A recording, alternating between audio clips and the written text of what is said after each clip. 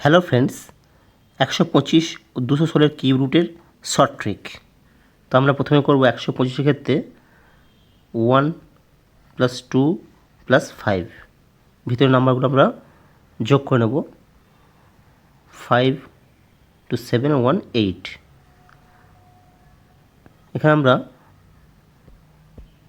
কিউবটা minus করব, 3 - 3।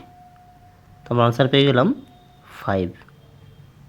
125 cube root 5। ঠিক একইভাবে 216 কিউব রুট কীভাবে করব? 216, তো 2 + 1 + 6 হচ্ছে